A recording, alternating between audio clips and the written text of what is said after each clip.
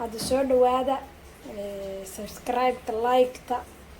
شير تا دمان waxay noo tahay dhiirigelin maanta intaana qadada laga samaynayaa inta waa basal 3 xabo basal ay ugu jiraan inta waxa ku jiran tamaandadii yaanyadii intana waa chicken-kan iyo intaan gooniya u samaynayaa intaan waa isku samaynayaa inta waa xawaajiyadii cusbo maaji xawaajiyadii isku dardara kulligood karootadii iyo barandadii hadda kanaan ku bilaabaynaa bismillaah suugadan say isku soo noqoto iyo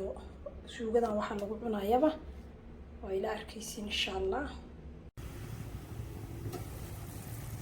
akhiiran saan suugadii kusoo baxday suugada aniga kuma darin chickenka dhadhanka ka tagaa chickenka waa kana inta ku jira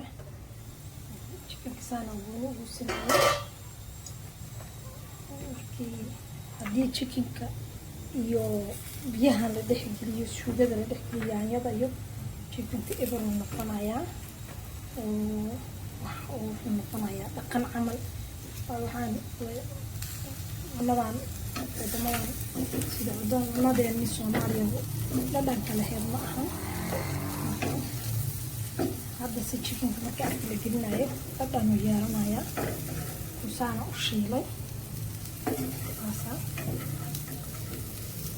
chickenka gooni iskaga samayso tuntuusi yar iyo xawaaji yaraan ku daray tinidana u sameeyey hadda waa isku wada gedinayaa markaan diyaariyana si ay kusoo baxday waa arkaysiin baastadii hadda noo saaran maanta qadada waa baasta dheerdheer oo fiina ah markay hal mar soo karto isku soo noqosho wanaagsan qadadii waa soo diyaariyey waatanaa waa soo dhamaystiray baasta yar oo iska fudud laakiin markasta salarkana aada u fiican yahay cagaarka in lagu darsado cuntada sharaabkii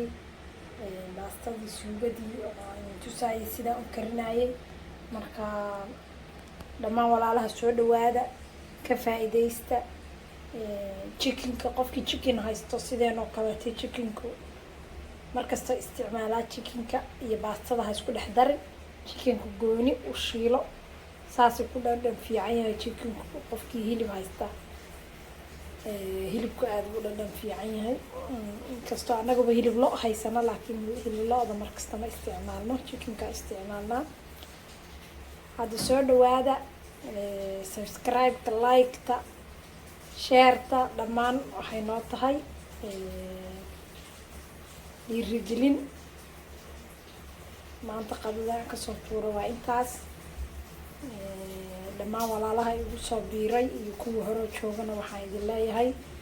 aada u mahadsantihiin asalaamu calaykum waraxmatullaahi wabarakaatu